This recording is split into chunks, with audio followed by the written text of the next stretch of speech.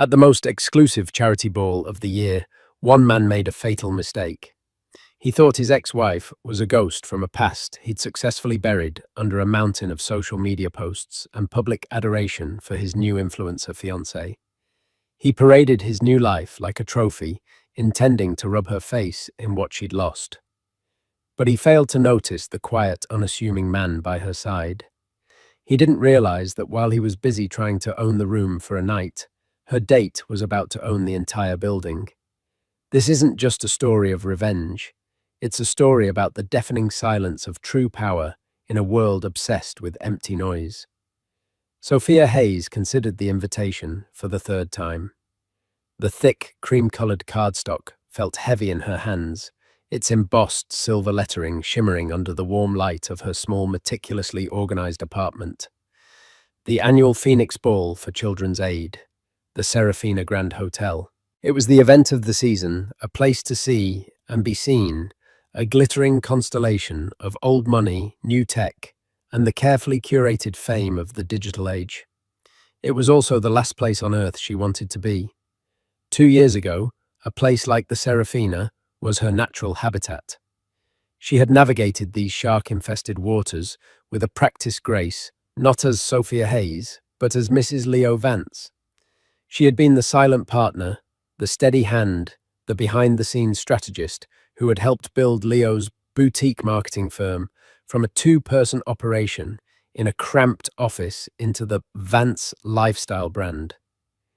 She'd managed the finances, edited the proposals, and smoothed over the egos of clients he'd nearly alienated with his burgeoning arrogance. She had been the foundation upon which he built his shiny, fragile empire. And then came Skylar Monroe. Skylar wasn't just a person. She was a phenomenon, a cascade of professionally lit selfies, aspirational quotes pasted over stock photos of sunsets, and day-in-the-life vlogs that were as authentic as a $3 bill.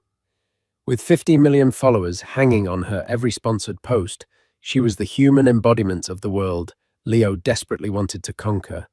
He hadn't just left Sophia for Skylar. He had publicly rebranded his entire life, erasing Sophia's contributions, as if they were a draft of a post he'd decided not to publish. The divorce had been brutal, not financially, but emotionally. Leo had used his marketing savvy to paint a public narrative. He was the dynamic innovator held back by a quiet, unambitious wife. Now, with Skylar, he was finally unleashed. Their Instagram was a fire hose of performative happiness, private jets to Monaco, front row seats at Paris Fashion Week, and a nauseatingly detailed account of their whirlwind romance culminating in a beachside proposal captured by a drone. Their hashtag #SkyleoLimit was trending weekly. Sophia, in contrast, had chosen quiet dignity. She took a modest settlement, enough to be comfortable, not enough to be idle, and started a small, bespoke business restoring antique books and documents. It was work that required patience, precision, and a love for things with history and substance. It was everything her former life was not. Her joy was now found in the scent of old paper and leather, the delicate process of mending a torn page, the quiet satisfaction of bringing something beautiful back from the brink of decay. Her phone buzzed. It was her best friend, Maya. "Don't you dare tell me you've already turned it into a bookmark." Maya's text read, followed by a string of champagne bottle emojis. Sophia smiled faintly. "Still contemplating using it for kindling," she typed back. "No, you are going. I've already seen the posts. Skylar is wearing a custom Valdrin Sahiti gown. She's promised a royal entrance. And you cannot let them have the entire stage. You need to go and just exist. Beautifully. Unbothered. Unbothered. It felt like an impossible state of being. Every time a friend sympathetically mentioned seeing Leo and Skylar in a magazine or on a gossip site, the wound felt fresh. It wasn't that she wanted him back. God, no. It was the sting of being so thoroughly and publicly discarded. She was the inconvenient first chapter they'd ripped out of the book. "I don't have a dress," Sophia replied, a weak excuse. "I'll be over in an hour." We're going shopping, not for a battle dress, for an I've already won dress, Maya shot back. Later that week, feeling a strange mix of dread and resolve, Sophia found herself in a high-end boutique she would have never entered on her own. Maya was a force of nature, pulling gowns from racks with a determined gleam in her eye. Sophia felt awkward and out of place, a sepia photograph in a technicolor world. No, not that, Maya would say, dismissing a sequined number. Too loud. You're not competing with a parrot. You're a swan. Finally, Maya pulled out a dress of deep midnight blue silk. It was deceptively simple, a classic A-line cut, with a modest neckline and a low back. It didn't scream for attention. It didn't have feathers or 1,000 crystals. But when Sophia put it on, it felt like a second skin. It flowed, it whispered. It commanded a quiet, potent elegance. It was the physical embodiment of the woman she was trying to become. That's the one, Maya said, her voice soft with conviction. When you walk into that ballroom, you won't be Leo Vance's ex-wife. You'll just be Sophia, and that will be more than enough. Sophia looked at her reflection. She saw the hint of dark circles under her eyes, the lingering sadness in their depths. But she also saw a flicker of something else, a spark of defiance, a woman who had survived the fire and was still standing. Maybe Maya was right. It wasn't about winning a battle with Leo. It was about showing up for herself. She bought the dress. She still wasn't sure if she had a date or if she even wanted one. Going alone felt both terrifying and empowering. But as she walked out of the store, the invitation in her purse no longer felt like a summons to her own execution. It felt like a dare. 3 days before the Phoenix Ball, the universe intervened in the form of a spilled cappuccino. Sophia had sought refuge in her favorite sanctuary, the Gilded Page, a small independent bookstore and cafe in a quieter part of the city. It smelled of roasted coffee beans and aging paper, a combination she found deeply comforting. She was at a small table in the back, hunched over a fragile 19th century copy of Moby Dick, a recent acquisition for a client. Her tools were laid out with surgical precision, archival tape, powdered eraser, a bone folder. She was so engrossed in her delicate work that she didn't notice the man approaching her table until he was almost upon it. He was tall and dressed in a way that defied easy categorization. He wore a simple grey cashmere sweater, dark jeans, and well-worn leather boots, clothes that suggested quality and comfort, not a desire to impress. His hair was a little unruly, and he had the thoughtful, slightly tired eyes of someone who spent more time thinking than talking. He was trying to navigate the narrow aisle between her table and a shelf of poetry when a college student with a massive backpack swiveled abruptly. The student's bag caught the man's arm, sending the large cappuccino he was holding arcing through the air. Sophia reacted on pure instinct. With a speed that surprised even herself, she swept her arm over her table, shielding the antique book as the hot, milky coffee splattered across her forearm and the wooden surface. "Oh my God, I am so sorry," the student stammered, horrified. "I'm so sorry," the man said simultaneously, his voice a calm, low baritone. He ignored the coffee seeping into his own sweater and immediately focused on her. "Are you all right? Did you get burned?" He grabbed a handful of napkins from a dispenser and with a surprising gentleness began to carefully dab at her arm, his movements efficient and concerned. "I'm fine," Sophia said, her heart still pounding from the adrenaline. "Thank you. The book. Is it okay?" She carefully inspected the volume. It was untouched, safe under the protective sleeve she always used. A wave of relief washed over her. The student, flustered and apologetic, practically fled the scene. The man, however, remained. "Let me buy you another coffee, and perhaps a pastry to compensate for the assault." He offered a small wry smile. "My name is Alexander." "Sophia," she replied, finding herself smiling back. "And you don't have to. It was an accident." "I insist." "Besides," he said, gesturing to the now empty poetry shelf aisle. You saved me from having to pretend I understood Rilke. You've done me a great service. They ended up sharing a table. He insisted on buying her a new coffee and a croissant, and to her surprise, the conversation flowed effortlessly. He asked about the book, and his interest was genuine. He didn't just nod along. He asked intelligent questions about the binding, the paper, the history of the edition. She found herself explaining the art of restoration with a passion she usually reserved for her work. In return, he spoke about his own work in vague but intriguing terms, mentioning systems architecture and efficiency modeling. He talked about a love for building things that were elegant, durable, and functional from the ground up. He sounded more like a master craftsman than a businessman, and Sophia found it captivating. There was no posturing, no name-dropping, no subtle attempts to gauge her net worth or social standing. He was just interested in her. It's rare to meet someone who creates and preserves things of substance in a world obsessed with the ephemeral. He remarked, his gaze thoughtful, as he looked at her hands, which still had a faint smudge of graphite on them. That one sentence resonated with Sophia more than any compliment she had received in years. He saw her. Not the ex-wife, not the socialite, but the restorer, the preserver of stories. They talked for nearly 2 hours until the afternoon sun began to fade. As they prepared to leave, an idea both bold and terrifying sparked in Sophia's mind. It was Maya's voice in her head urging her on. Exist. Beautifully, unbothered. This is going to sound incredibly forward, she began, her cheeks flushing slightly.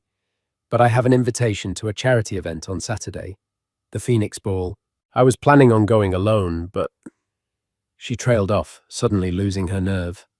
Alexander didn't miss a beat. His expression didn't change, but a warmth entered his eyes.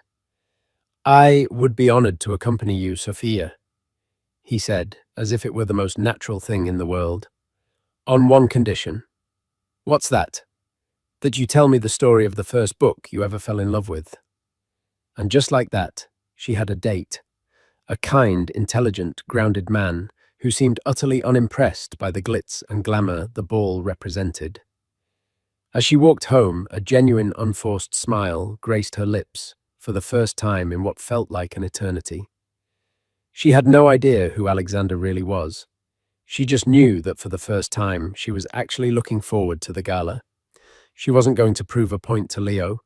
She was going with a man who appreciated substance in a world of surfaces. The Serafina Grand Hotel was not merely a building, it was a statement. A century-old bastion of opulence.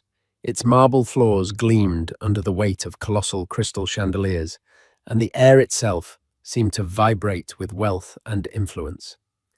On the night of the Phoenix Ball, this effect was magnified 100-fold. Women in gowns that cost more than cars, dripped with diamonds, and men in bespoke tuxedos conducted business with hushed, confident tones. Sophia felt a familiar pang of anxiety as their car pulled up, but it was different this time. It wasn't the crushing insecurity Leo used to cultivate in her. It was the healthy nervousness of stepping back into a world she had left behind, but on her own terms. Alexander, seated beside her, seemed completely unperturbed. He had arrived at her apartment in a classic, impeccably tailored tuxedo, but his demeanor was the same as it had been in the coffee shop, calm, attentive, and focused entirely on her. "You look breathtaking, Sophia," he said, his voice a quiet anchor in the sea of noise and flashing cameras at the entrance. He helped her from the car, his hand warm and steady at the small of her back. Her midnight blue dress, once a source of apprehension, now felt like armor. It didn't shout, but it held its own. As they walked up the grand staircase, a ripple of recognition went through the crowd, but it wasn't for her. Whispers followed them. Heads turned. Sophia initially assumed they were staring at her, the disgraced ex-wife making a surprise appearance. Then she realized all eyes were on Alexander. The city's power brokers, the tech titans, the stern-faced matriarchs of old families, they were all looking at him. some with awe, some with deference, some with undisguised envy. A portly man in a too-tight tuxedo practically tripped over himself to greet them. "Mr. Sterling, what an unexpected honor. We weren't aware you'd be gracing us with your presence tonight." Sterling. The name clicked in Sophia's mind. Not just Alexander Sterling, the founder and CEO of Ethereum Dynamics, the reclusive tech billionaire who had revolutionized data security. He was a legend, a ghost in the machine of modern commerce, famously private and rarely photographed. He was the kind of man Leo Vance pretended to be in his wildest dreams. Sophia felt a dizzying wave of shock. This was the man who had debated the merits of vellum with her over a croissant. He saw the question in her eyes. "We can leave if this is too much," he murmured, his voice for her ears only. "My apologies. I value my privacy. I should have been more forthright." "No," Sophia said, her voice steadier than she felt. She took a deep breath. "No, it's all right. I'm glad you're here with me." And she meant it. His identity changed the context, but not the man himself. His presence was no longer just comforting. It was a fortress. They had just acquired their champagne when the real show began. The press cameras at the entrance flashed with a renewed frenzy, and a wave of sound washed over the ballroom. "Ladies and gentlemen, arriving now, Mr. Leo Vance and his fiancée, the incredible Skylar Monroe." The event host boomed over the microphone. Leo and Skylar made their entrance not as guests, but as a spectacle. He was preening in a velvet tuxedo, a smug grin plastered on his face. Skylar was a vision in her silver Valdrin Sahiti gown, which seemed to be composed more of light and crystals than fabric. It was a magnificent dress, but on her it felt like a costume. She posed, she pouted, she blew kisses to the cameras that followed her every move, her personal vlogger trailing her like a pilot fish. They held court in the center of the room, air-kissing acquaintances and soaking in the adoration. It was only a matter of time before Leo spotted her. His eyes scanned the room, sweeping over faces, and then they locked on Sophia. His smug smile tightened. He saw her dress, her quiet elegance, and then his eyes landed on the man beside her. He didn't recognize Alexander. To Leo, he was just some anonymous man in a tux, a placeholder. Perfect. This was the narrative he wanted. His ex-wife, trying desperately to keep up, had brought some no-name date to the biggest event of the year. With Skylar in tow, he strode towards them, a predator closing in. Well, Leo began, his voice oozing condescension. "Sophia, I'm surprised to see you out. I thought you'd be at home with your books." The last word was laced with pity. "Hello, Leo," Sophia said, her voice even. Her hand found Alexander's, and he gave it a reassuring squeeze. "And this must be your +1, Leo said, barely glancing at Alexander before turning his full dismissive attention back to Sophia.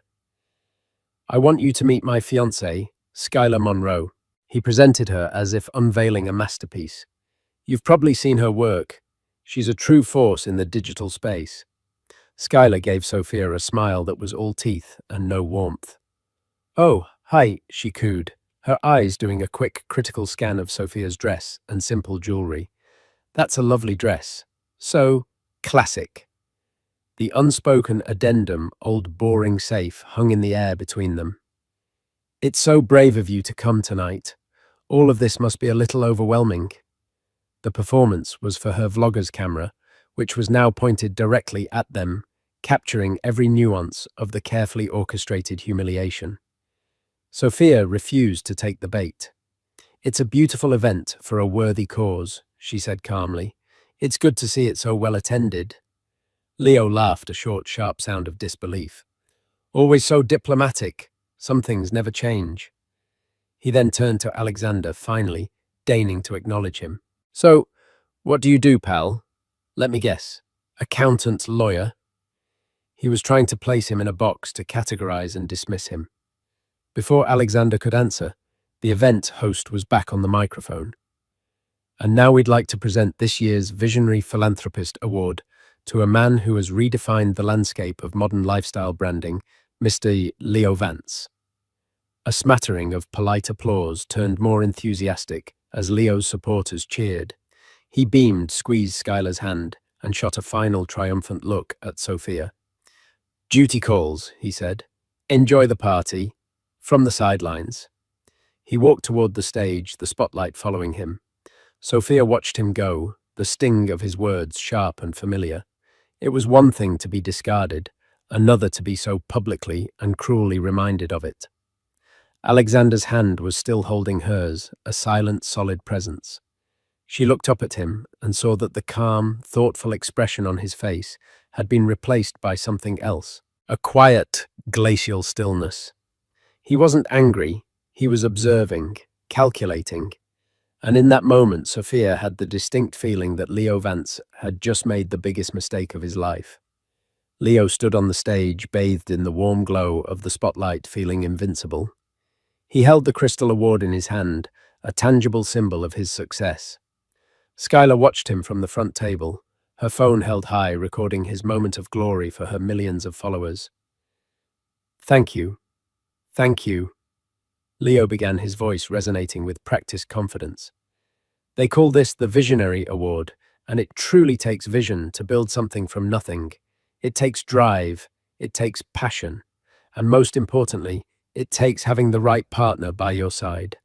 Someone who inspires you, who pushes you to be better, who sees the future and runs towards it with you."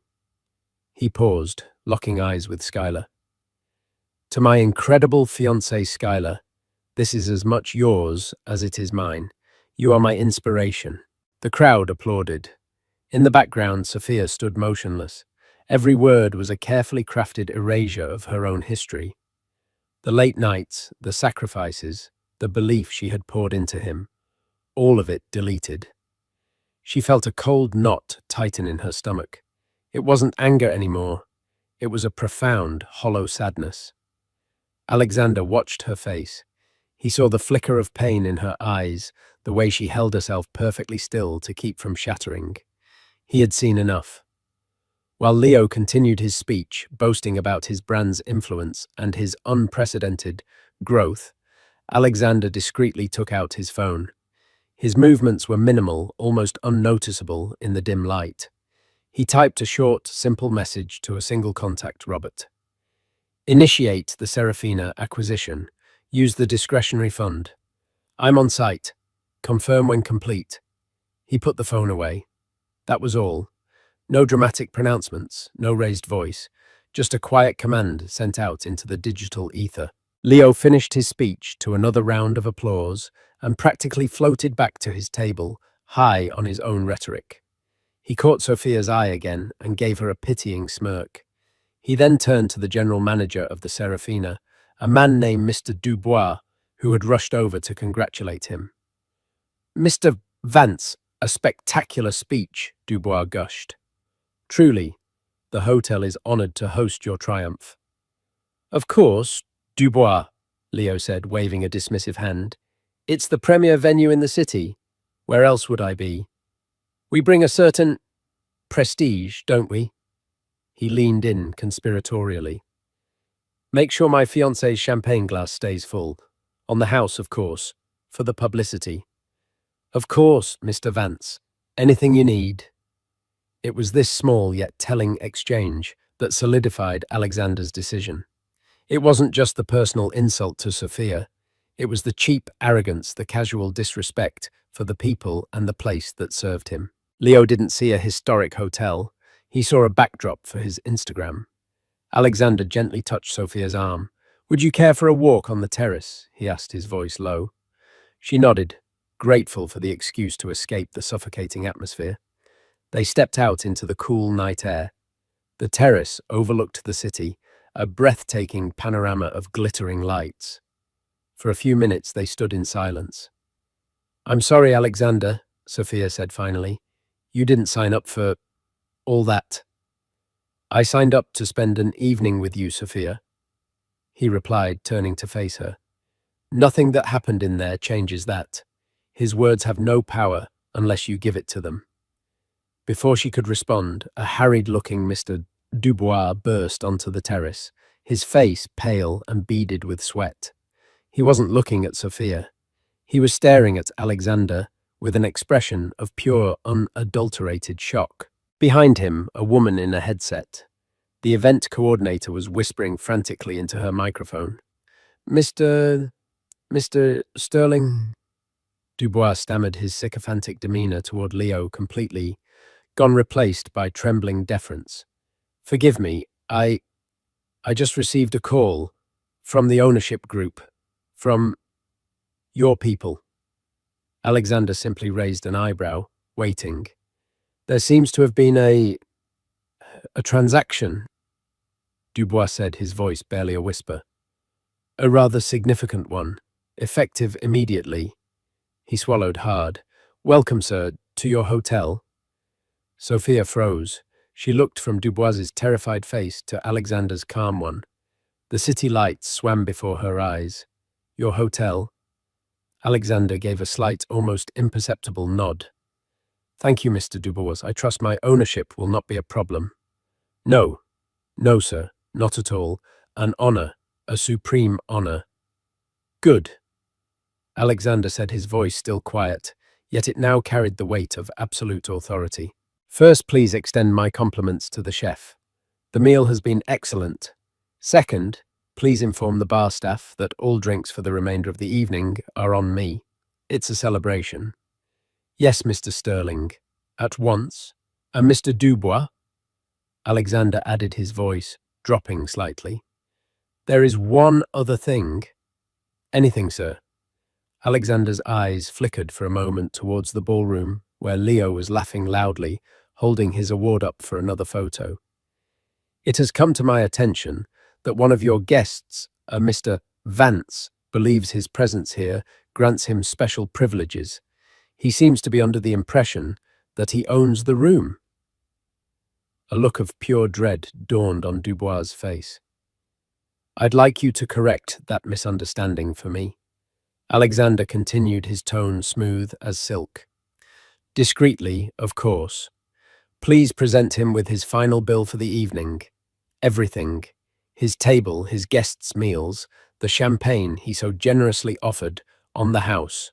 And please add a 20% gratuity for the staff he has been treating so poorly. My staff? Dubois looked as if he might faint. Right away, Mr. Sterling. Right away. He practically ran from the terrace. Sophia stared at Alexander, utterly speechless. The sheer, breathtaking audacity of it. The scale of it. He hadn't raised his voice. He hadn't made a scene. He had simply bought the building. The fallout was immediate and catastrophic for Leo. Mr. Dubois, flanked by two stern-looking security guards, approached Leo's table. The vlogger's camera was still rolling, catching the moment. Dubois leaned in and spoke in a low, urgent tone. The smug grin on Leo's face vanished, replaced by confusion, then indignation, then sheer, stark panic, as a leather-bound billfolder was placed firmly on the table in front of him. What is this? Leo's voice was loud enough to carry. This is a mistake. My expenses are covered. There is no mistake, Mr. Vance, Dubois said, his voice now devoid of any warmth. The hotel is under new ownership, effective 10 minutes ago, and the new owner wishes to settle accounts. The words hung in the air. New ownership. Whispers erupted around the room. Who? How Skylar's perfectly made-up face was a mask of confusion. Her camera, still live-streaming, caught Leo's face, turning a blotchy red as he opened the bill. The amount was astronomical. This is ridiculous, he sputtered, looking wildly around the room. His eyes fell on the terrace doors where Sophia and Alexander were just stepping back inside. He saw the way Dubois kept glancing nervously in their direction. He saw the way the most powerful people in the room were now looking not at him but at Sophia's quiet, unassuming date. And in one horrifying, gut-wrenching moment of clarity, Leo Vance understood exactly what had just happened. The man he had dismissed as a +1 had just bought the entire goddamn hotel to settle a score. Skylar's livestream captured it all. Leo's face crumpling in humiliation. The frantic whispers, the collective turning of backs as the initial social hierarchy of the room seismically realigned in real time. The spotlight that had so recently bathed him in glory now felt like an interrogation lamp exposing him for what he was, a small, loud man who had picked a fight with a giant. His influence, his prestige, his entire curated brand, it all evaporated in the face of one quiet, devastating transaction. The car ride away from the Serafina was silent, but it was a comfortable, contemplative silence. The city lights streaked past the window, a blur of gold and white. Sophia was still trying to process the tectonic shift she had just witnessed. It wasn't just about the money or the power or the spectacular downfall of her ex-husband. It was the way Alexander had done it. It was a checkmate delivered with the quiet precision of a grandmaster, not the boorish gloating of a street brawler. "Are you okay?" Alexander asked finally, his voice cutting gently through her thoughts. She turned to look at him. In the dim light of the car, he was just the man from the coffee shop again. Thoughtful, kind. "I think so," she said, a slow, genuine smile spreading across her face. "I've never seen anything like that in my life." "He was disrespectful to you," Alexander stated simply, as if that explained everything. "I have a low tolerance for bullies." "You bought a hotel, Alexander." The words sounded absurd and wonderful at the same time. He gave a slight shrug, a hint of a smile playing on his lips. "It was a sound investment. The property was undervalued, and the general manager clearly needed a lesson in priorities." He paused, his expression turning serious. "But that's not what matters. What matters is that you never have to feel diminished by him again. His chapter is closed." And in that moment, Sophia knew it was true. The lingering hurt, the sting of his public erasure of her, it was gone. It hadn't been purged by revenge, but by the overwhelming evidence that she had moved on to something so much more real and substantial. Leo's world was a flimsy stage set. Alexander's was the bedrock beneath it. Her victory wasn't in Leo's defeat. Her victory was sitting right next to her. Meanwhile, the digital world was exploding. Skylar, in a moment of panic and flawed judgment, had kept the live stream going far too long. Millions of her followers had watched in real time the exact moment her fairy tale evening imploded. They saw the bill. They saw Leo's apoplectic, helpless face. They saw the pitying and scornful looks from the other guests. The clip was ripped, reposted, and went viral within the hour. The internet, once Leo and Skylar's kingdom, turned on them with merciless speed. The comments section of Skylar's page became a wasteland. OMG, he got owned by his ex-wife's new man. That look on his face when he realized the +1 was a billionaire. Sky is the limit, more like debt has no limit, LMAO. All that talk about being a visionary, and he couldn't even see who was standing right in front of him. "This is the best thing I've ever seen. The way the new owner bought the whole hotel just to shut him up. Savage. Quiet savage." The hashtag Serafina Showdown trended worldwide. Memes were born. Leo's face of horrified realization was photoshopped onto everything from crying cat pictures to stock market crash charts. Skylar's brand of manufactured perfection was shattered by a single brutal dose of reality. Her followers, who had bought into a fantasy, felt cheated. Their adoration curdled into ridicule. The next morning, the consequences bled from the digital world into the real one. The Vance lifestyle brand, which was built entirely on the perception of influence and success, began to crumble.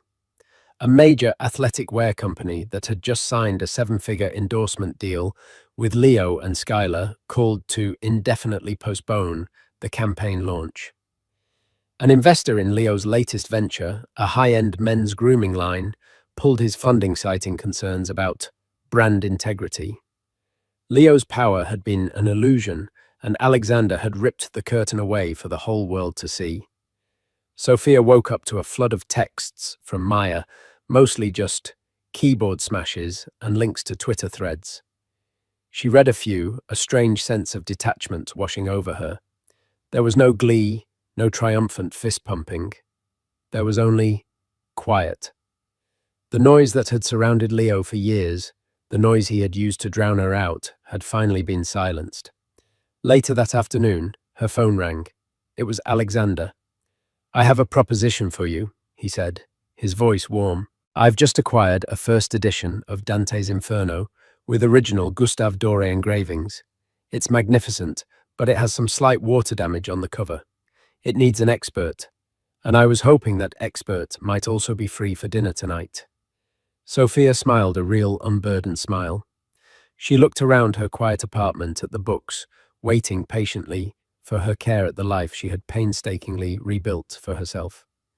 It was a good life, a substantive life. "I think," she said, her heart feeling light and full, "I can fit that into my schedule."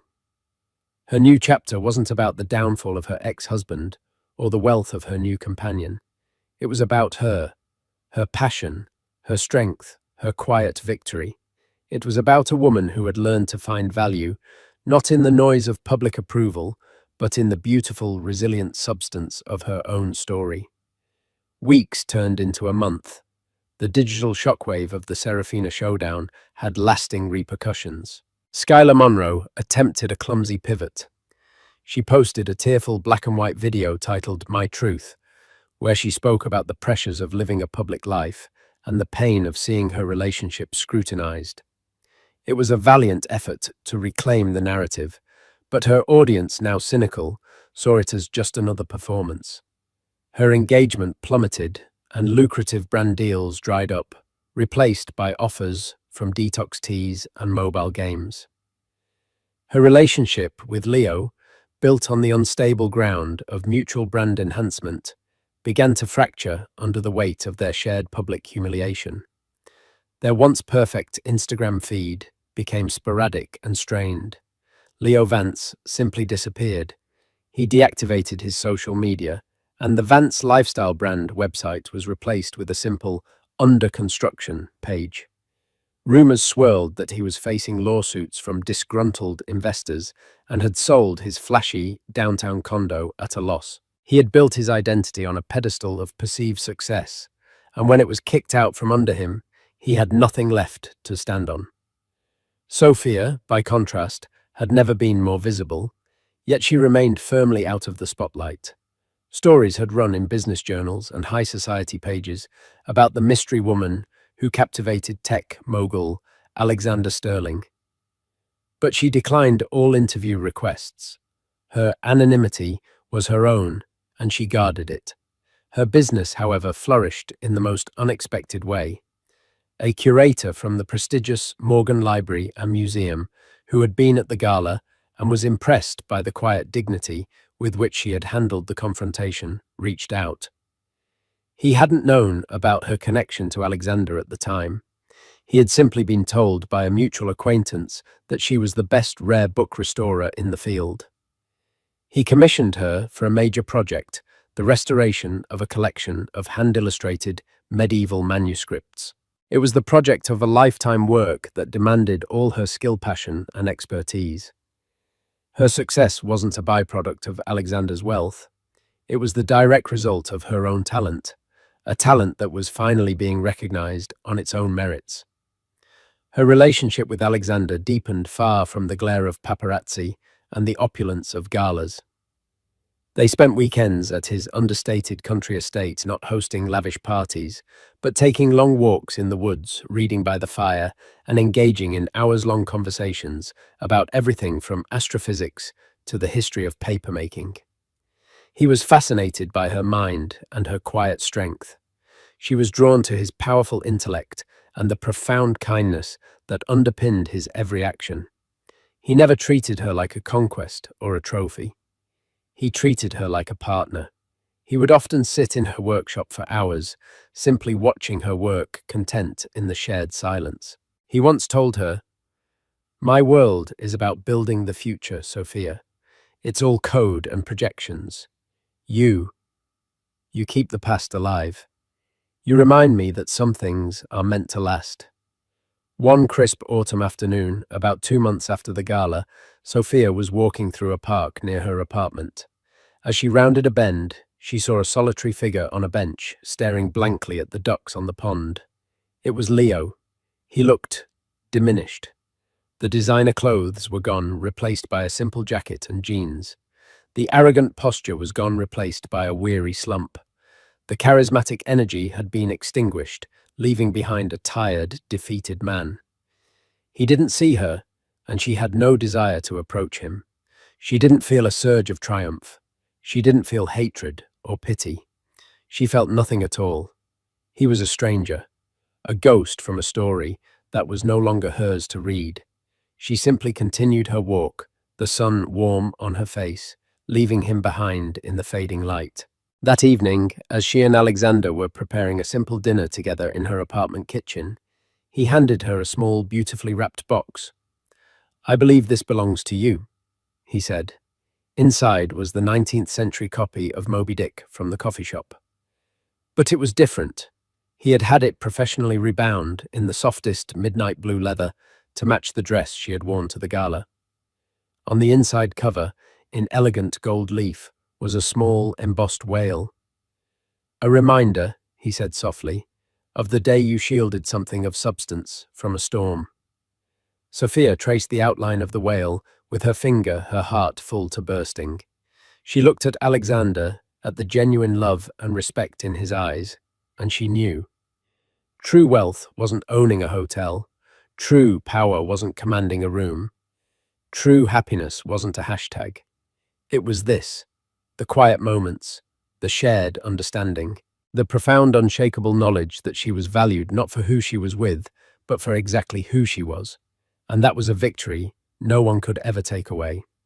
Nearly a year had passed since the night of the Phoenix Ball. The seasons had turned, and with them, the narratives of all their lives had settled into new, more permanent forms. The Serafina Showdown was now a piece of internet lore, a case study in branding classes on the perils of manufactured influence. For Sophia, however, it was a distant echo, a story about a woman she barely recognized anymore. Her life now was one of quiet rhythm and profound joy. The Morgan Library project had been a triumph, cementing her reputation as one of the preeminent restorers in her field. Her relationship with Alexander had blossomed into a true partnership, a seamless blend of their two worlds. They were the architect and the archivist, one building the future, the other preserving the past, finding their perfect equilibrium in the present. This particular Saturday found them at his country estate, a place of rugged stone-warm wood and vast windows that looked out onto rolling hills. It was a home, not a showpiece. Sophia was in the sun-drenched library, her fingers gently tracing the tooling on a 17th century atlas, while Alexander worked across from her, sketching on a large tablet. He wasn't designing a skyscraper or a new data center. He was designing a dream. "I have a question for you," he said, his stylus pausing mid-air. He turned the tablet towards her. On the screen was a breathtaking architectural rendering, a building of glass steel and reclaimed timber that seemed to grow organically from the landscape. It was modern, yet timeless. "This is the preliminary design for the Sterling Foundation's new central community hub. The city has already approved the land grant." "It's beautiful, Alexander," Sophia said, genuinely impressed. "It looks like a library, a museum, and a park all in one." "That's the idea," he confirmed. "But it's missing a heart, a soul. My board wants a standard digital resource center. Efficient, clean, sterile. I think that's a profound failure of imagination." He zoomed in on a large wing of the building. "This section here, I envision it as the living archive, a place dedicated not just to storing physical media books, manuscripts, photographs, films, but to celebrating them. A place with restoration labs visible to the public workshops for bookbinding and calligraphy, soundproofed rooms for listening to vinyl records. A place that teaches new generations that our history is tangible, that you can hold it in your hands." He looked at her, his expression earnest. It's a massive undertaking. It needs a director who doesn't just understand preservation, but who believes in it with their entire being. Someone with the vision to build the collection, design the exhibits, and lead the entire division. It needs you, Sophia. Sophia felt the air leave her lungs. This wasn't a casual offer or a pet project for the billionaire's girlfriend. This was a serious, demanding, public-facing role. It was everything she had once shied away from. The thought was both exhilarating and terrifying. To be a public figure, not for her association with a man, but for her own knowledge and passion. Alexander, I'm a restorer. I work in quiet rooms on one page at a time. She said the old hesitation, a faint whisper. And now you can build the rooms, he countered gently. You can inspire 1,000 others to care for those pages. This isn't about being in the spotlight. It's about building the lighthouse. Don't you see it's the culmination of everything you are? He was right. It was the natural next step, the ultimate expression of her life's work. It was a chance to build something permanent. Yes, she said, her voice clear and firm. Yes, I'll do it. The project, which they began calling The Hearth, moved quickly. As director of the archival wing, Sophia was tasked with acquiring foundational collections. She spent her days meeting with estate planners, collectors, and university librarians, building a library from the ground up. It was during this process that a ghost from her past reappeared, not with a bang, but with a quiet, desperate email. The email was sent to the Foundation's General Acquisitions address. It was from a private art consultant representing a Ms. S. Monroe, who was looking to sell a significant collection of 20th century fashion photography books, including several rare, signed first editions by masters like Richard Avedon and Helmut Newton. Sophia stared at the name. S. Monroe.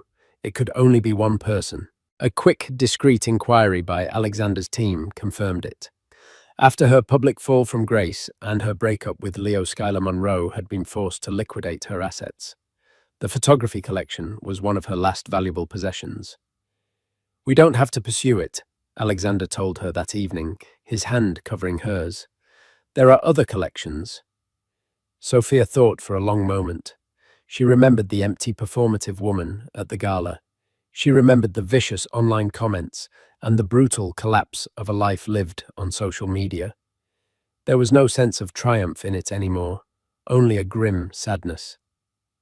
No, she said finally. The collection itself is world-class. If the provenance is clean and the price is fair, the Hearth should have it. I'll handle the meeting myself. The meeting was set for the following week at a neutral art gallery downtown. Sophia chose her outfit with care, a simple, professional, grey dress, her hair tied back. She was not Sophia Hayes, the ex-wife, or Sophia Alexander Sterling's partner. She was Ms. Hayes, the director of the archival wing. She arrived first and was examining a painting when Schuyler walked in. The change was jarring. The glamorous, over-the-top influencer was gone. In her place was a young woman who looked her age for the first time. Her hair was its natural colour, pulled back in a simple ponytail. She wore no discernible makeup, and her clothes a plain black turtleneck, and jeans were neat but unremarkable. The biggest change was in her eyes. The confident, challenging gaze was gone, replaced by a deep, weary anxiety. She didn't recognize Sophia at first. She approached nervously, looking for the Foundation representative. Ms. Monroe, Sophia said, turning to face her. Schuyler stopped dead, recognition, confusion, and a wave of pure horror washed over her face. She looked like she was about to bolt. You, she whispered, her voice barely audible. Hello, Schuyler, Sophia said calmly, extending a hand. I'm Sophia Hayes. I'm the director overseeing acquisitions for the project. Please, let's sit. They moved to a small seating area. Schuyler sank into a chair, her hands clenched tightly in her lap. She wouldn't meet Sophia's eyes. I didn't know it was you, Schuyler stammered. My consultant just said it was a new foundation. I can go. That isn't necessary, Sophia said, her tone gentle. but professional. I'm here to evaluate the collection. That's all. Tell me about it. Why did you collect these specific photographers? The question seemed to catch Schuyler off guard. She had likely expected scorn or pity or a gloating lecture. She hadn't expected a professional inquiry. She hesitated, then began to speak, her voice shaky at first. My grandfather was a photographer, not a famous one. He just shot for local papers. But he loved Avedon. He had a print of Dovima with elephants hanging in his darkroom. He taught me about lighting, about composition. He said a great photo doesn't just show you a person, it tells you their entire story in a single frame. As she spoke, a flicker of genuine passion ignited in her eyes. She talked about Newton's provocative power, about Penn's elegant simplicity. She wasn't reciting talking points. She knew her subject. This collection wasn't just an asset she'd been given. It was something she actually understood and loved. Sophia realized with a jolt that buried deep beneath the vapid influencer was a person with a genuine interest, a story of her own that had been papered over by hashtags and sponsorships. And Leo, Sophia asked softly, the only time she would mention his name. Schuyler flinched, but she answered. He thought it was a good investment, something to make me seem sophisticated. He never opened a single one. A bitter, sad smile touched her lips. He's in Singapore now, trying to launch some crypto consulting thing. He emails sometimes. It's like he doesn't even remember what happened. He's already rewritten the story in his head. It was a pathetic, fitting epitaph for the man who had tried to rewrite Sophia's story. He was a ghost, haunting his own failed narrative on the other side of the world. Sophia made her decision. The collection is magnificent, Schuyler. It would be an honor to have it at the hearth. We'll pay the full asking price from the valuation. Tears welled in Schuyler's eyes. Why are you doing this? She whispered. After everything, I was awful to you. I'm doing this because the books deserve to be seen, Sophia said, her voice full of a grace she didn't know she possessed. And because my grandfather loved books too.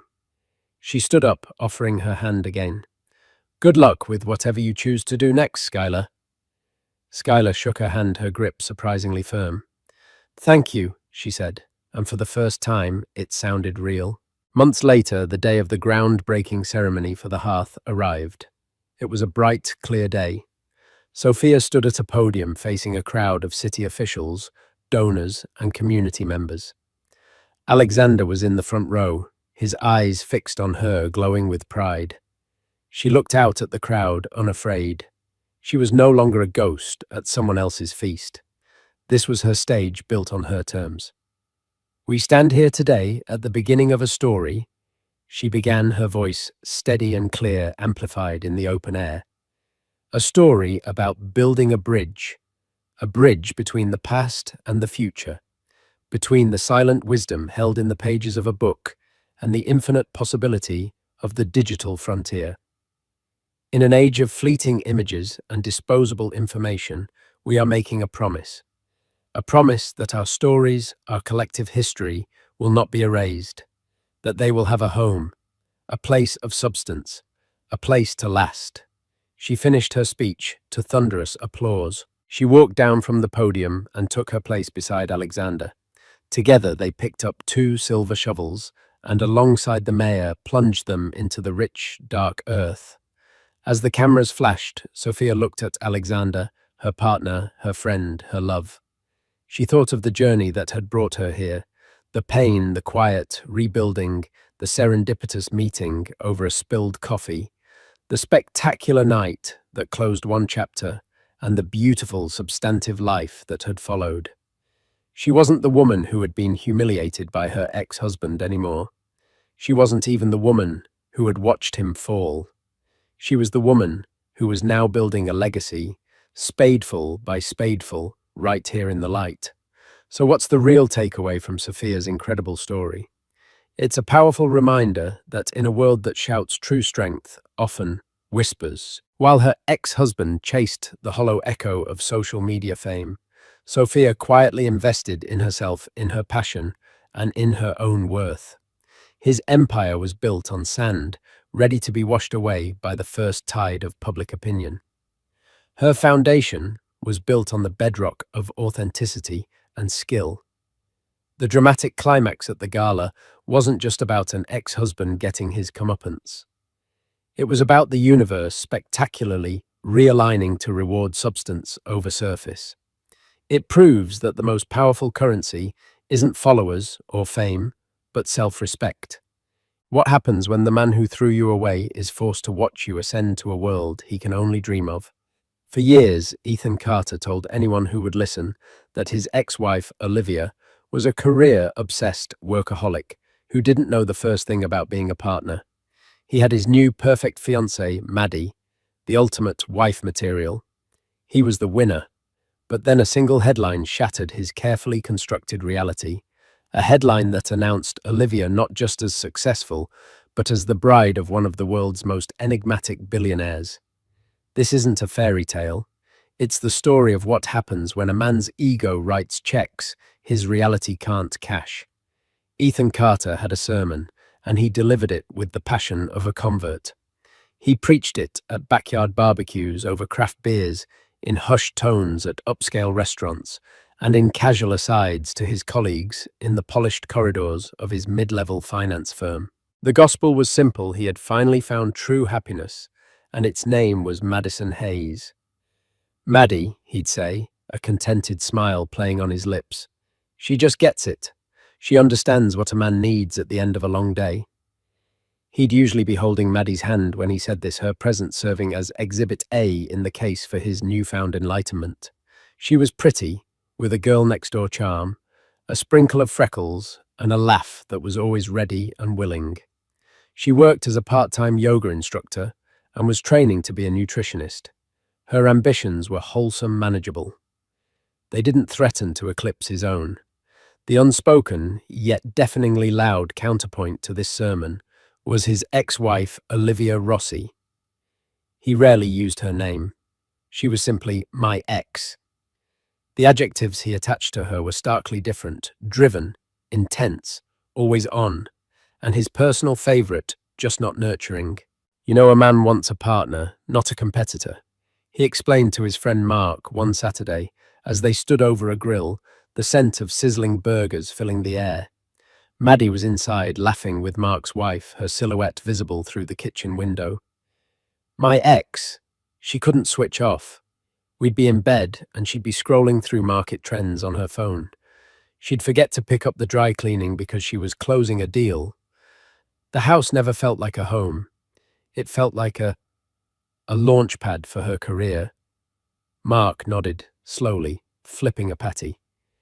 She was always smart, though. Smart isn't everything, Ethan retorted, a little too quickly. What's the point of a brilliant mind if it can't remember your anniversary? Maddie made me a 3-course meal for our 6-month dating anniversary. From scratch. That's wife material. That was his favorite phrase, wife material. Maddie was the embodiment of it. She organized their social calendar, remembered his mother's birthday, and made sure his favorite brand of coffee was always in the cupboard.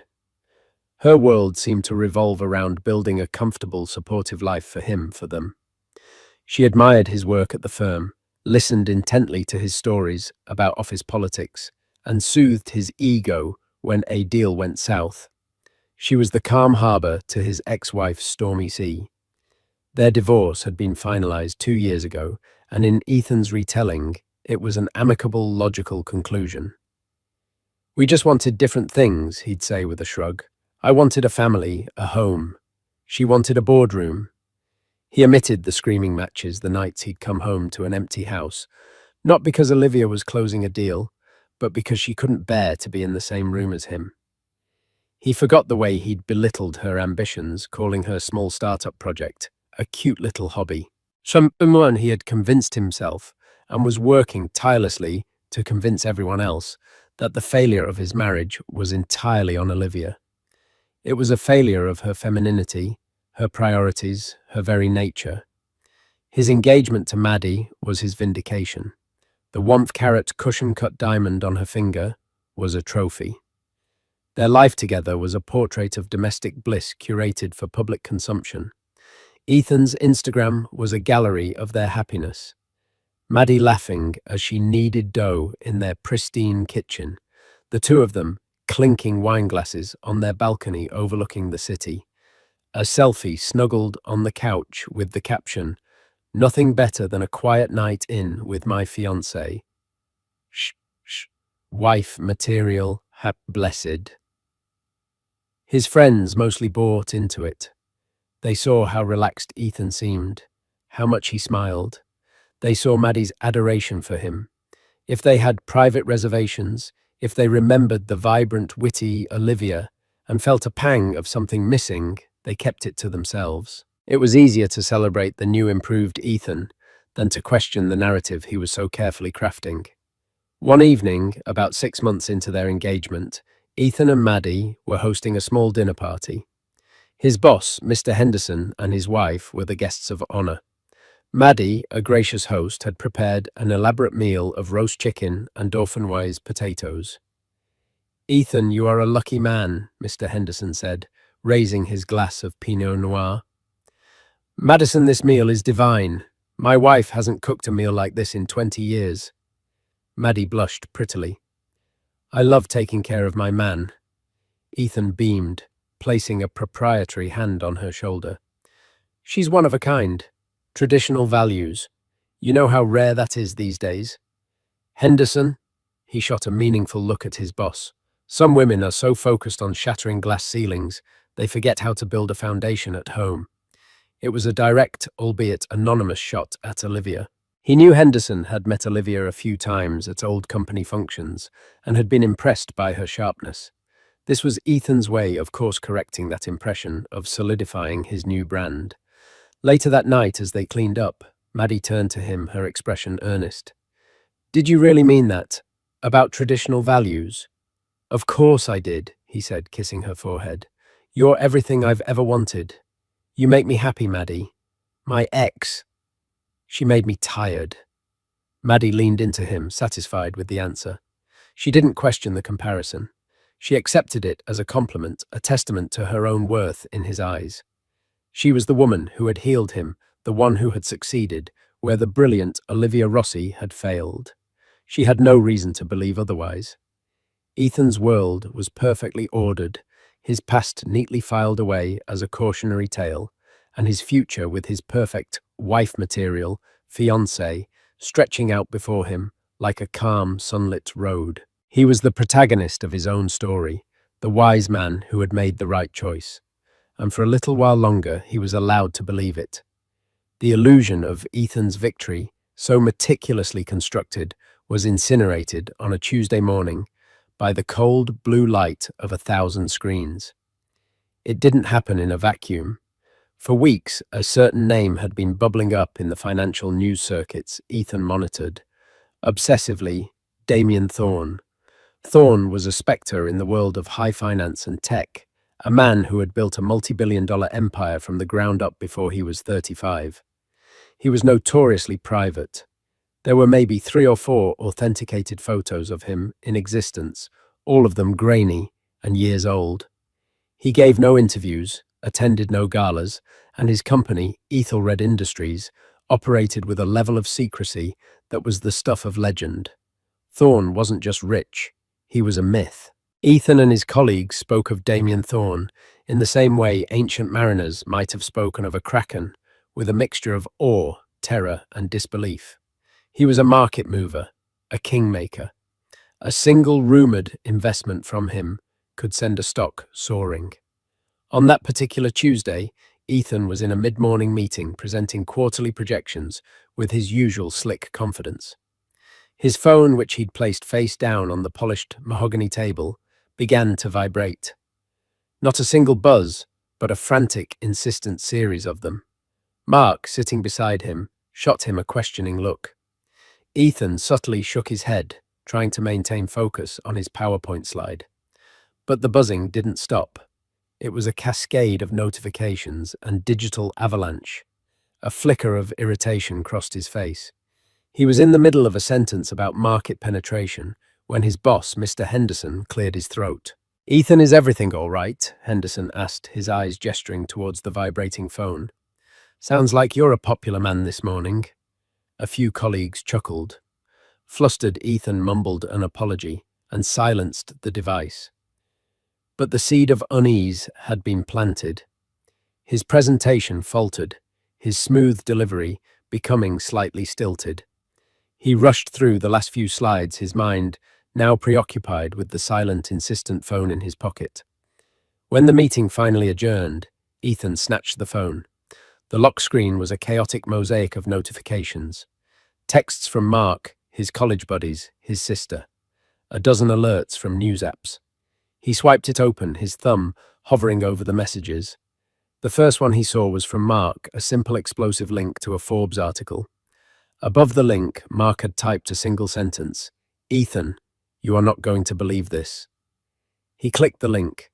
The page loaded, and for a moment the world seemed to tilt on its axis. The headline was stark black and brutal. It read, "A power union, reclusive billionaire, Damien Thorne, to marry tech CEO, Olivia Rossi."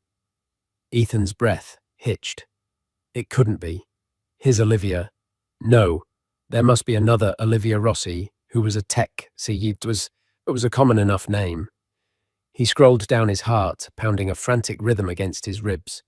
And then he saw the picture. It was a professional photograph, stunning in its intimacy and power.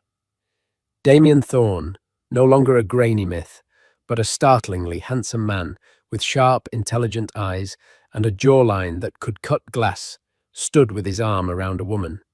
But it was the woman who stole Ethan's breath. It was Olivia. But it was an Olivia he had never seen before. The woman in the photo was radiant, her dark hair styled in sleek waves, her smile not the tired, strained one he remembered, but wide and genuine. She was wearing a simple but exquisitely tailored emerald green dress that highlighted the fire in her eyes. She wasn't just standing next to Damien Thorne. She was his equal, her posture exuding a confidence that bordered on regal. She looked powerful. She looked happy. She looked utterly, devastatingly untouchable. His Olivia. CEO Olivia Rossi. The article was a paean to their success. It detailed Thorne's legendary status and then introduced Olivia as the undisputed visionary behind Innovate Forward, a startup that had in just 2 years become a leader in sustainable AI. It spoke of her genius, her unrelenting drive, and her recent multi-billion-dollar valuation after securing a revolutionary patent. The company he had called a cute little hobby was now being hailed as a world-changing enterprise.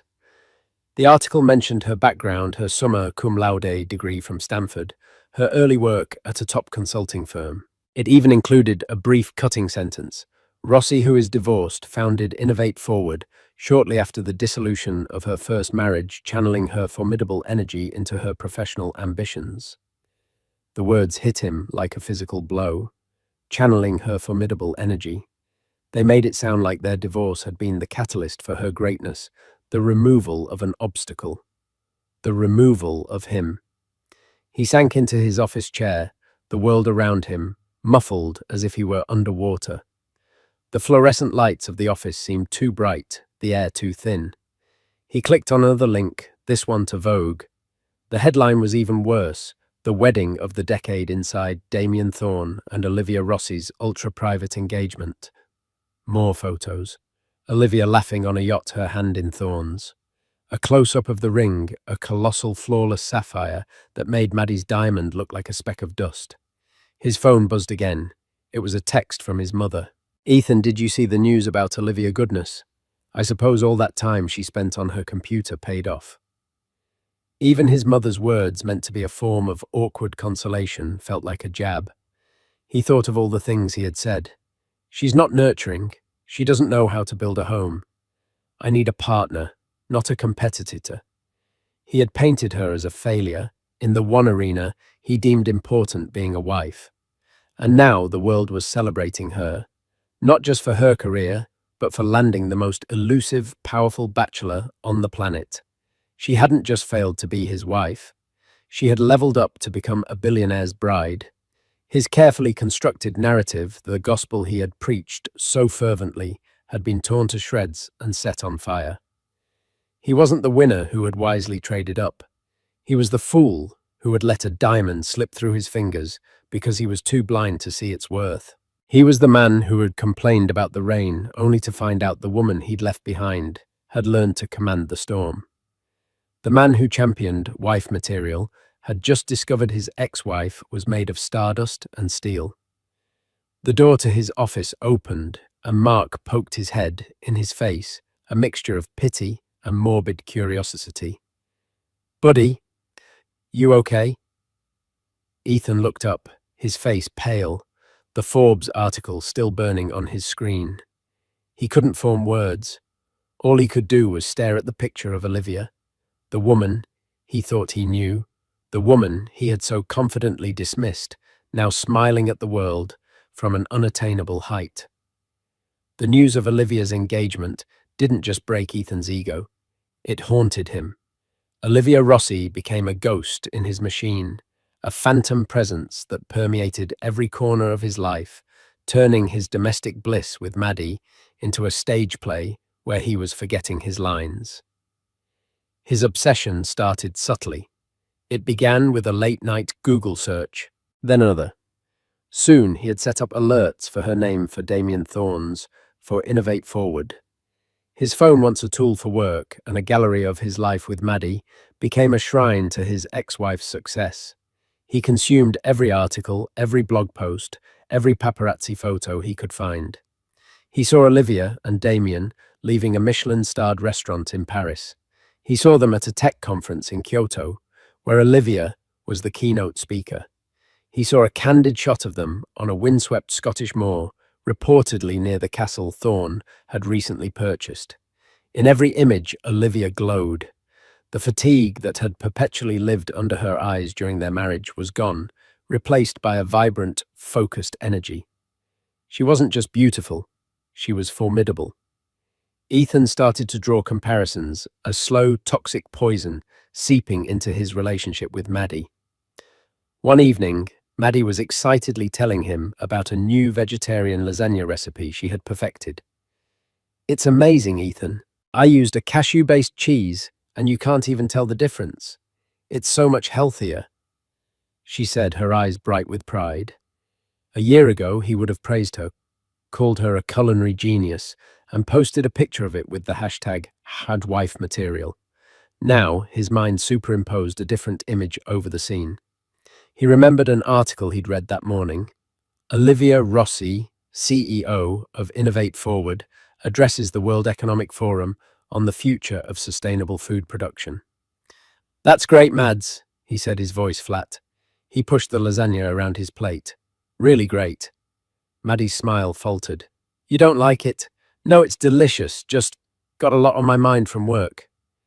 It was a lie, and they both knew it. He wasn't thinking about work.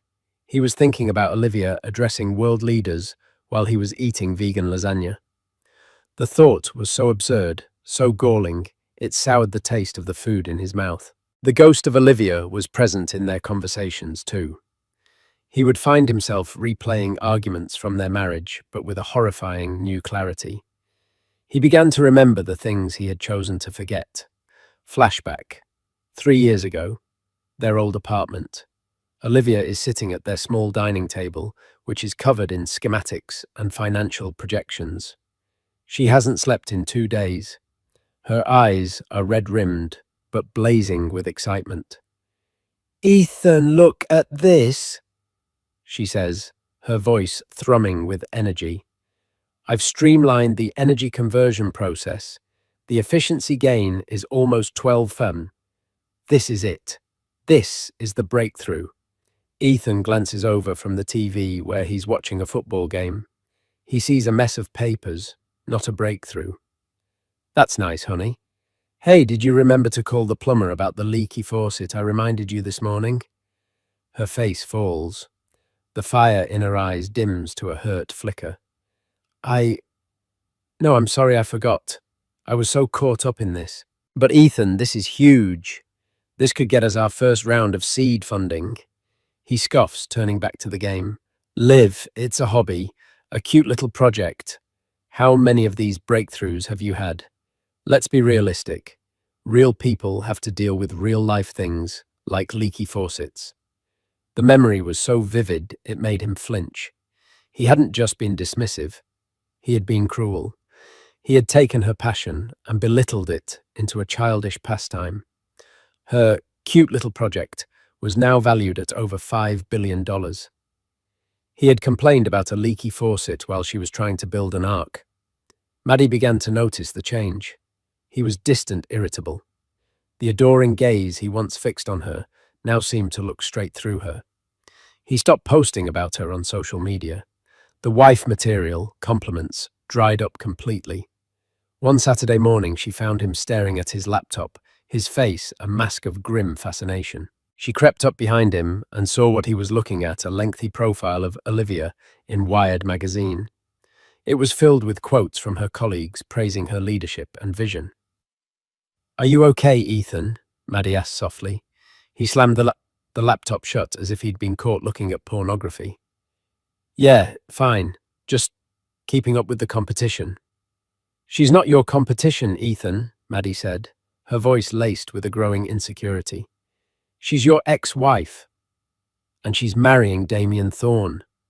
He snapped the words, erupting with a venom that shocked them both. "Do you have any idea what that means? It's not just that she's successful, it's that the entire world now sees me as the idiot who let her go." "Nobody thinks that," Maddie said, though her voice wavered.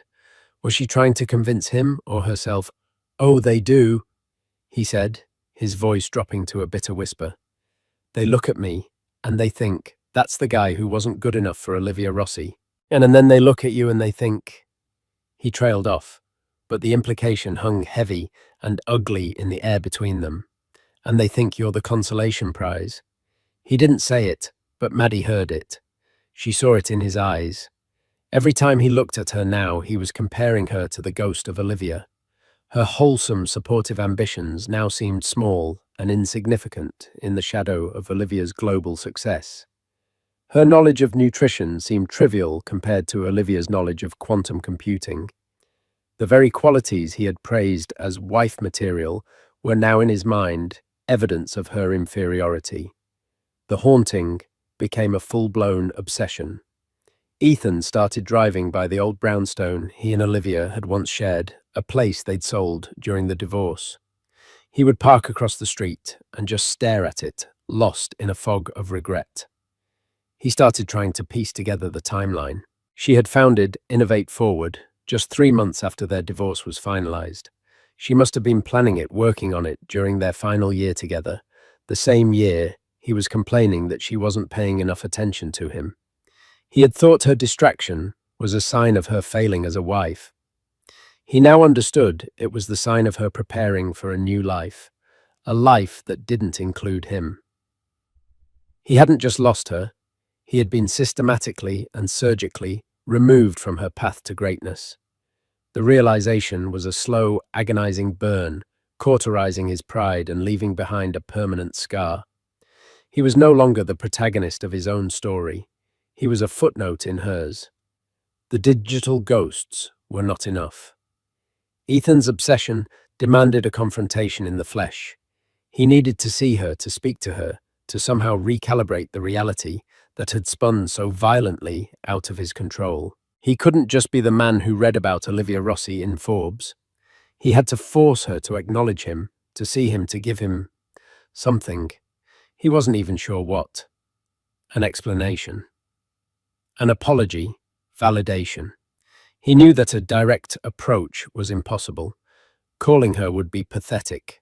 Her number was likely changed anyway. Emailing her would be a digital cry into the void, easily deleted by some high-powered assistant. No, it had to be a chance encounter, something that would allow him to maintain a sliver of dignity.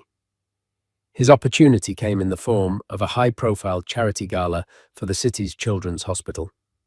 He scoured the event's sponsor list online and saw it there in elegant corporate font Ethelred Industries.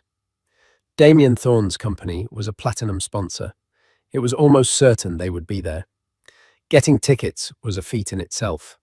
The gala was one of the most exclusive events of the year. Ethan had to call in a significant favor with his boss, Mr. Henderson, framing it as a crucial networking opportunity. Henderson, likely sensing the desperation, but intrigued by the potential drama, secured 2 tickets. He told Maddie it was a mandatory work event. She was thrilled. She spent a week searching for the perfect dress, finally settling on a soft rose gold sequined gown. She looked beautiful, a shimmering, hopeful figure next to him, in the taxi on the way to the museum where the gala was being held. Ethan, however, felt a cold knot of dread and anticipation in his stomach. He was wearing his best tuxedo, but he felt like a fraud, an imposter about to infiltrate a world where he no longer belonged.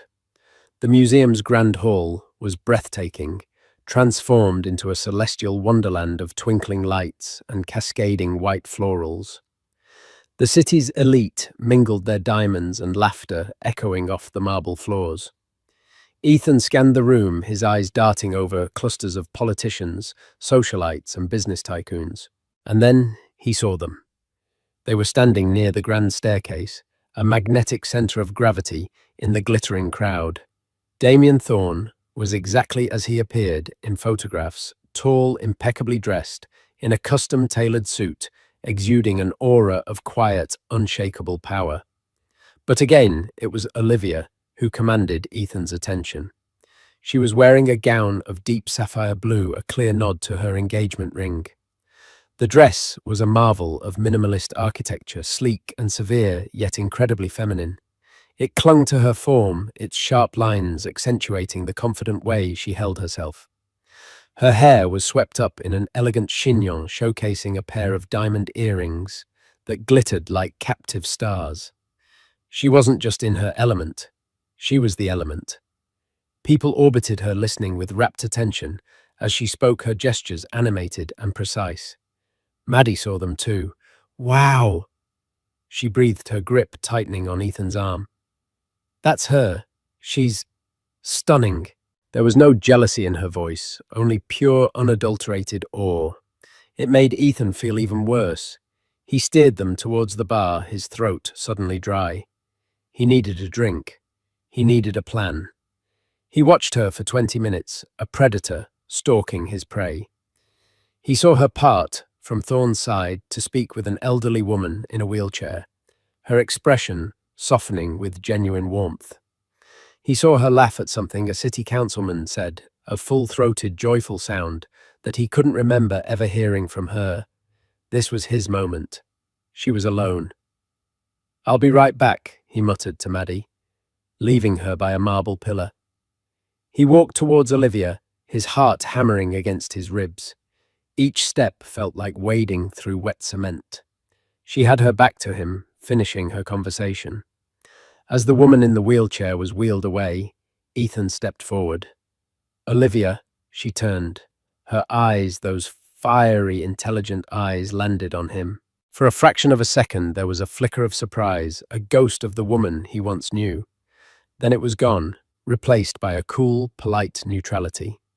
It was the look one gives a stranger who has mistaken you for someone else.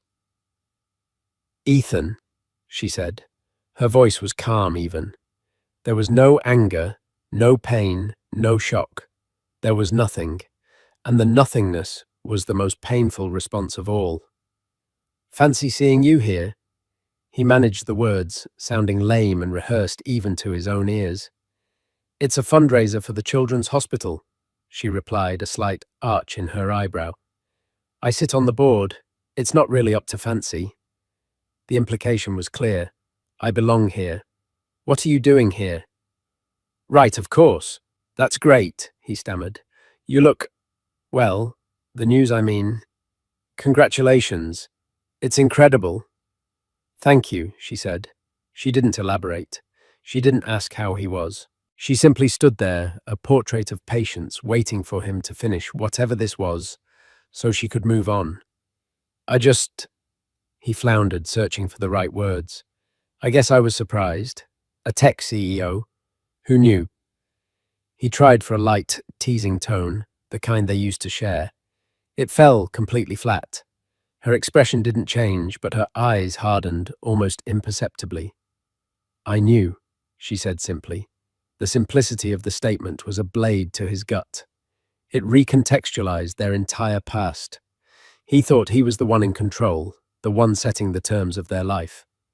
He now saw he was merely a bystander to a story she had been writing for herself all along. All those nights you were on your laptop. He began, a note of accusation creeping into his voice.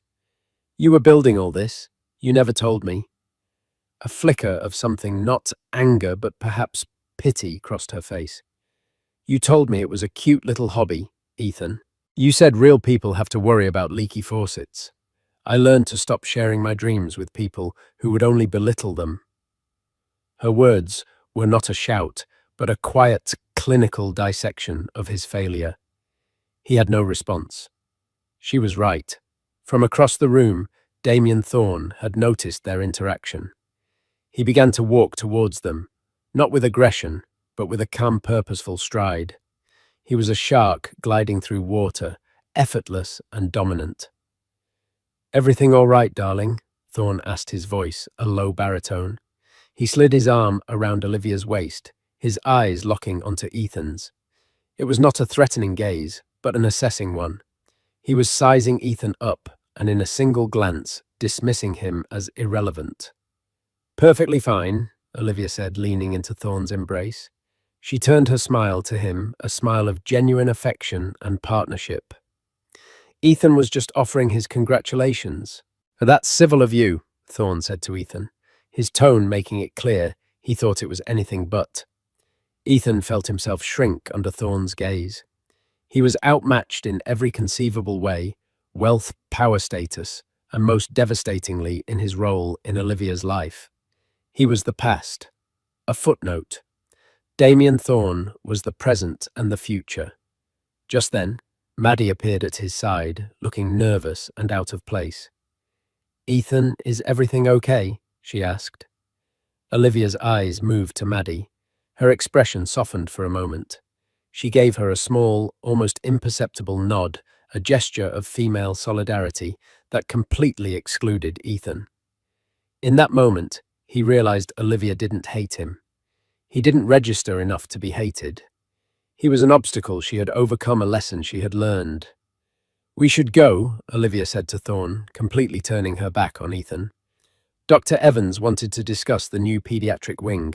As they walked away, Thorne's hand resting protectively on the small of her back, Ethan was left standing in their wake, the scent of Olivia's expensive perfume lingering in the air.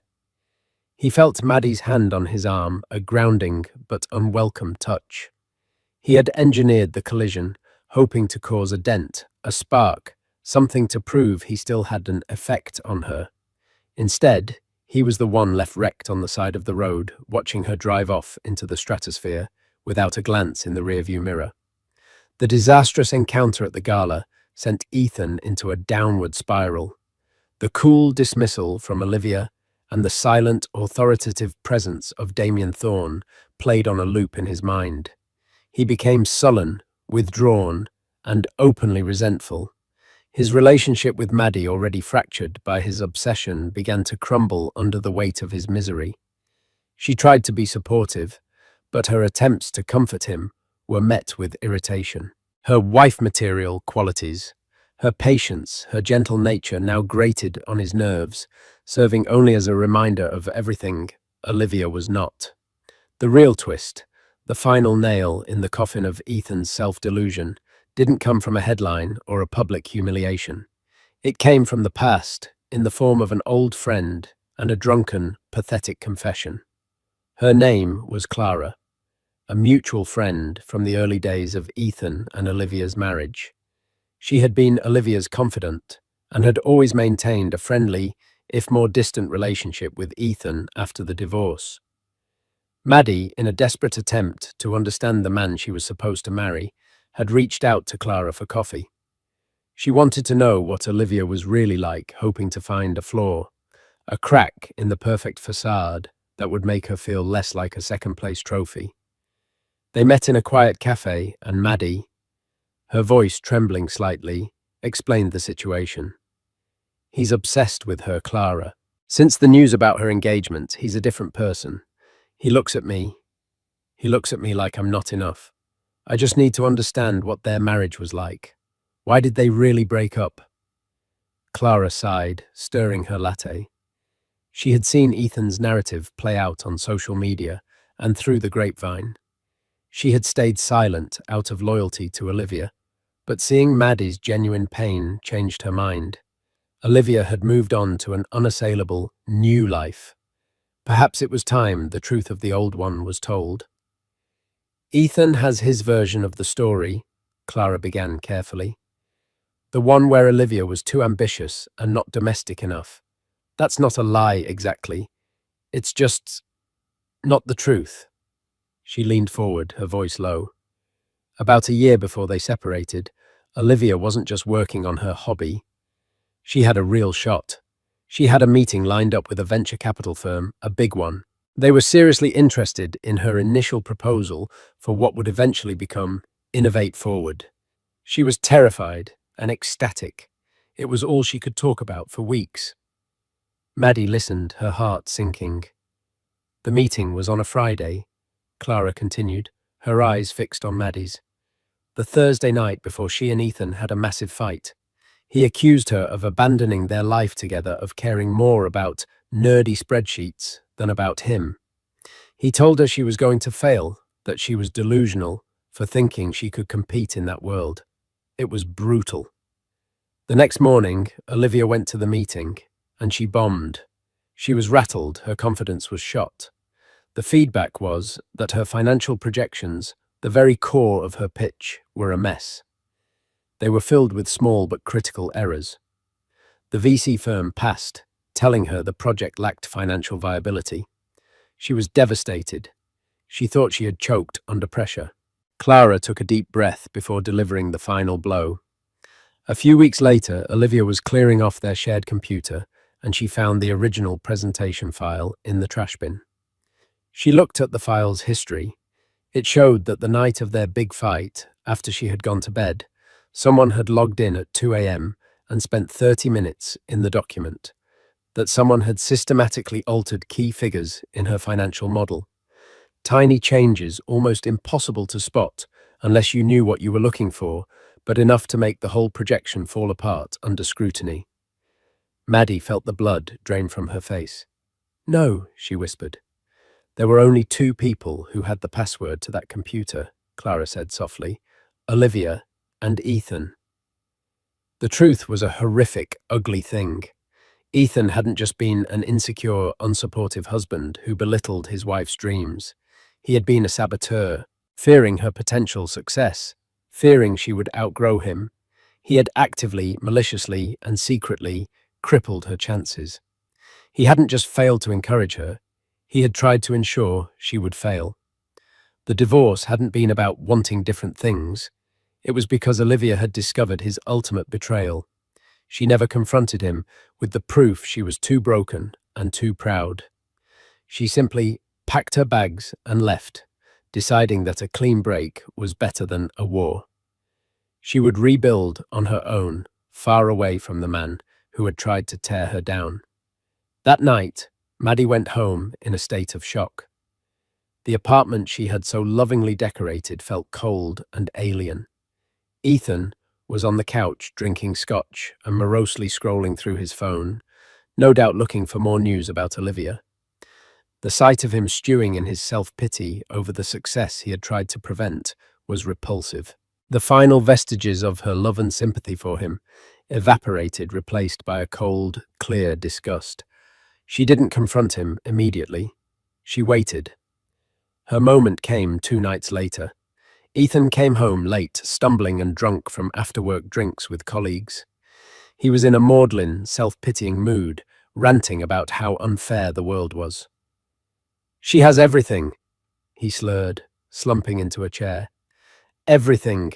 And what do I have?" This was it. Maddie stood before him, her arms crossed, her face a mask of stone. "You want to know why she has everything, Ethan?" she asked, her voice dangerously quiet. "It's luck," he muttered. "She met a rich guy." "No," Maddie said, her voice rising with a furious power she didn't know she possessed. "It's because she got away from you. Clara told me, Ethan. She told me about the presentation, about the VC meeting, about what you did to her financial projections at 2 in the morning." Ethan's drunken haze seemed to vanish. He stared at her, his face ashen, his mouth opening and closing like a fish. He was caught, utterly and completely caught. He started, but no excuse would come. "You didn't think she was wife material because you were terrified she was made of something more." Maddie continued her words like shards of glass. "You didn't want a partner. You wanted a cheerleader who would stay on the sidelines. The moment she had a chance to get in the game, a game you knew you couldn't play, you didn't just bench her. You tried to break her legs." She held up her left hand and with a final decisive tug, pulled the 1.5-carat cushion-cut diamond ring from her finger. The ring he had called a trophy. It felt cheap and tainted. She threw it on the coffee table where it landed with a dull, unsatisfying clink. "All this time," she said, her voice breaking with the agony of her own foolishness, "I thought I was the woman who was good enough for you. I finally realized the truth. I was just the woman you thought you could control. Your consolation prize. But you lost Ethan. You didn't just lose her, you've lost me too." He didn't protest. He didn't argue. He just sat there, a collapsed ruin of a man stripped of his lies and his last remaining relationship. The ghost of his past betrayal had finally come home, not just to haunt him, but to leave him utterly and completely alone. Maddie's departure was swift and silent. She didn't scream or throw things. The next morning, while Ethan was nursing his hangover, and the even more painful hangover of his exposed soul, she packed her bags. She took the clothes, the yoga mats, the nutrition textbooks. She left behind the life they had built, which she now saw was nothing more than a set piece for his fragile ego. She left the ring on the table. Ethan's world, already tilted, capsized completely. The silence in the apartment was a living entity. It was the silence of 2 failed relationships, the silence of his own profound moral bankruptcy. He would walk past Maddie's empty closet and feel a pang, not of love, but of loss for the comforting illusion she provided. She had been his shield, his proof that he was a desirable man who had made a good choice.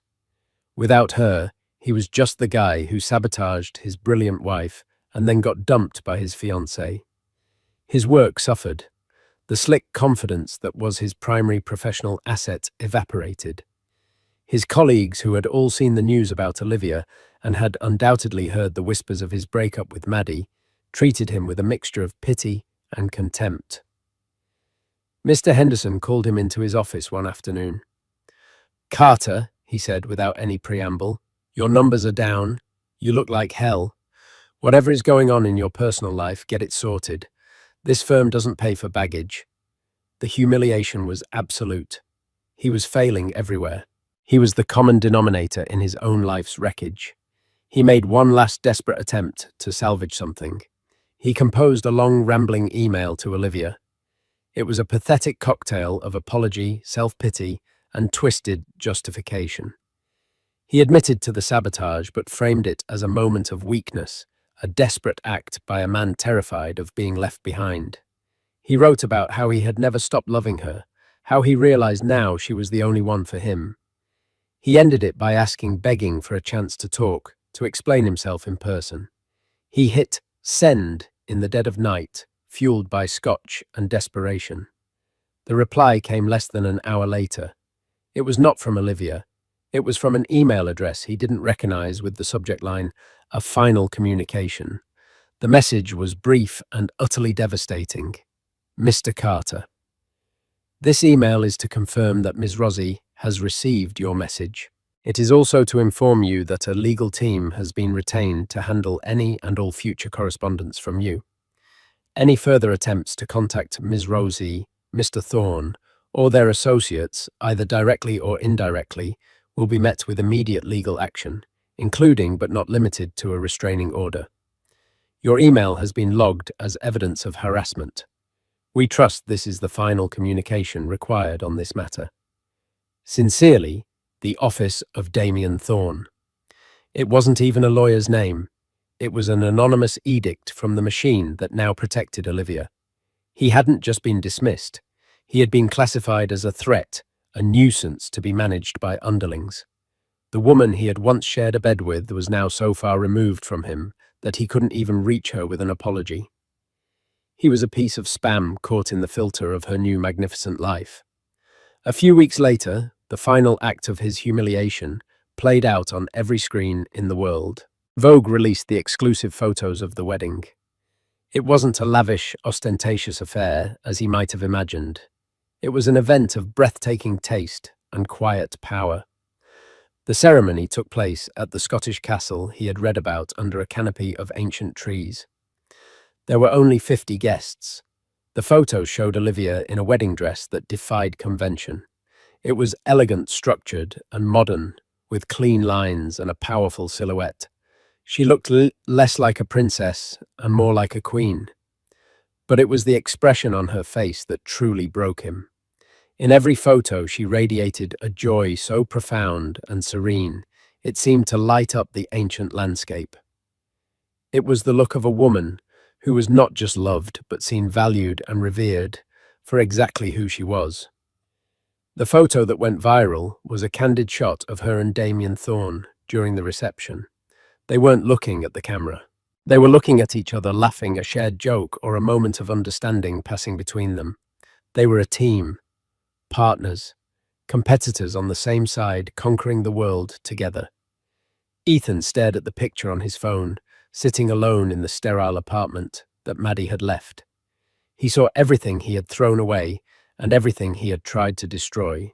He had wanted a wife who would make his house a home. Olivia had left and built an empire. He had wanted a woman who would live in his shadow. She had found a man who wasn't afraid of her light, a man who wanted to stand in it with her. He finally understood. Olivia's success wasn't a lucky break or a fairy tale. It was the direct result of her talent, her drive, and most painfully, her liberation from him. He had been the anchor weighing her down. In cutting him loose, she had been free to rise. The wreckage of his life was not an accident. It was a consequence. He was not the victim of circumstance. He was the architect of his own desolation. The wedding photos were not an invitation to his ex-wife's new life. They were the closing credits on his own. A year passed, a year of crushing anonymity for Ethan Carter. He kept his job at the firm, but he was a ghost in the hallways. The swagger was gone, replaced by the quiet, shuffling demeanor of a man perpetually braced for bad news. He was no longer invited to the important meetings or the after-work drinks. He was simply there, a piece of furniture. He sold the apartment he had shared with Maddie at a loss and moved into a smaller, nondescript unit in a less fashionable part of town. His life had contracted, shrinking to the size of his own diminished self-worth. He rarely looked up Olivia anymore. It was too painful. Her star had only continued to ascend. Innovate Forward, with the backing of Thorne's Ethelred Industries, had become a global behemoth. Olivia Rossi was a household name, a regular on most powerful women lists, a symbol of modern female achievement. She and Thorne were the ultimate power couple, their philanthropy as legendary as their business acumen. One rainy Saturday afternoon, Ethan was sitting in a generic coffee shop, nursing a lukewarm coffee and staring out at the rain-streaked street. It was the kind of aimless, empty day that had become the standard for him. The bell above the door chimed, and two women walked in, shaking rain from their umbrellas. One of them was Maddie. He hadn't seen her since the day she left. She looked different. Her hair was cut shorter, in a chic, no-nonsense bob. She wore stylish glasses and carried a leather satchel. The soft, deferential girl he had tried to mold into his perfect wife was gone. In her place was a confident-looking woman.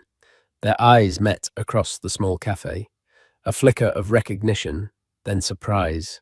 He expected her to turn and leave, or at least to look away with disdain. She didn't. After a moment's hesitation, she walked over to his table. Her friend found a seat near the window. "Ethan," she said. Her voice was steady, devoid of the anger or pain that had defined their last conversation. "Maddie," he responded, his own voice raspy.